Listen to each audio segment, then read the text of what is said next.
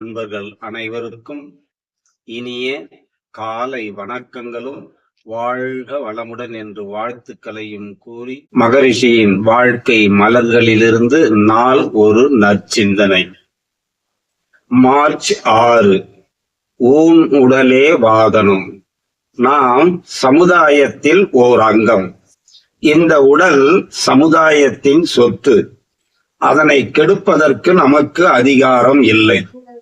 இந்த உடலுக்குள்ளாக நாம் சமுதாயத்தில் கடன்பட்டிருக்கிறோம் மற்றும் அன்றாட அனுபவ பொருட்களையும் அதனிடமிருந்து பெற்று அனுபவித்து வருகிறோம்.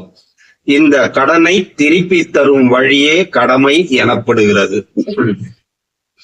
அவர்களது உடல் ஆற்றலையும் அறிவாற்றலையும் அந்தந்த நேரத்திற்கும் சூழ்நிலைக்கும் ஏற்றபடி குறைவில்லாமல் சமுதாய நலத்திற்கு அர்ப்பணமாக செலவிடல் தான் கடமை.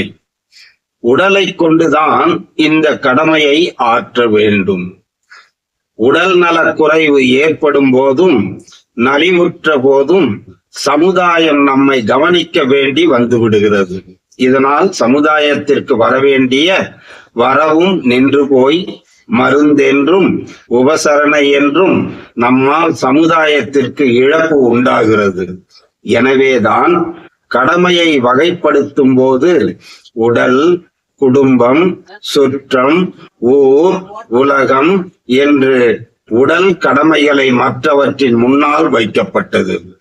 இனி ஆன்மீக நோக்கில் உடல் நலத்தின் அவசியத்தை ஆராயலாம்.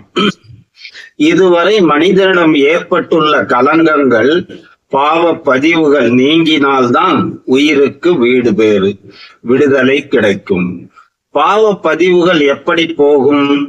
உடலை எடுத்தால்தான் அந்த பாவ பதிவுகள் துன்பமாக அனுபோகமாகி நீங்கும் அல்லது யோக சாதனைகள் மூலம் நீக்கிக் கொள்ளலாம். அதற்குத்தான் இந்த உடலை உயிர் எடுத்து வந்தது. உயிர் தன் மூலத்தை அறிந்து கொள்ள எடுக்கின்ற முயற்சிக்கும் இந்த உடல் தேவைப்படுகிறது. ஆகவே உடலை உயர்வாக கருதி சீர்கேடு அடையாமல் போற்றி பாதுகாக்க வேண்டும். அப்போதுதான் ஆன்மீக பயணம் தடைபடாமல் இருக்கும்.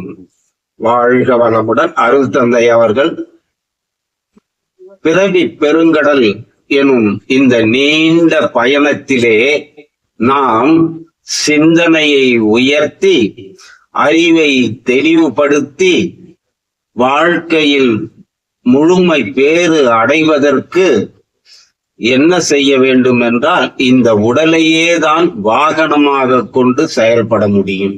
அதுவரையில் நம் ஆயுள் நீடித்திருக்கவும் உடல் நலமோடு இருக்கவும் சமுதாயத்திற்கு தொண்டு செய்யவும் நமக்கு வேண்டியது இறை உணர்வு, அறநெறி.